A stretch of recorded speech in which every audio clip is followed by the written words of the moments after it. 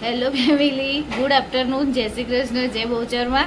તો થઈ ગયા છે પોણો એક નહીં, સવા એક થયો છે. નવામાં ઊંધું દેખાય છે.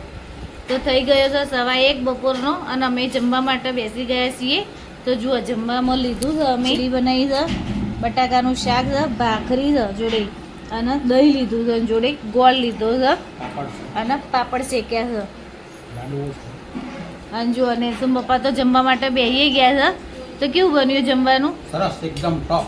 હા, મારે તો જો હજુ ચાલુ નહીં કર્યું, પણ આ લોકોને તો હું થાળીમાં પીસી દઉં એટલે એ લોકો ચાલુ કરે એટલે. અને મારા વિડીયો બનાવવામાં મારે બહુ લેટ થઈ જાય છે જમવાનું. અને જુઓ, નેન્સી બેને જમવા માટે બેસી ગયા છે.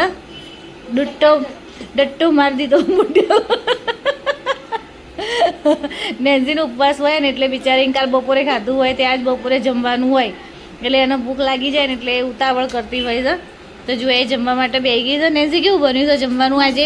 મસ્ત બન્યું છે ને? તો બધા જમવા માટે. અને જો મારા વિડીયોમાં તમે નવા હોય તો મારા વિડીયોને લાઈક કરજો, શેર કરજો, મારી ચેનલને સબસ્ક્રાઈબ કરવાનું બિલકુલ ના ભૂલતા. તો મળીએ કોઈ નવા વિડીયોમાં. ત્યાં સુધી જય શ્રી કૃષ્ણ, જય બહુચરમાં.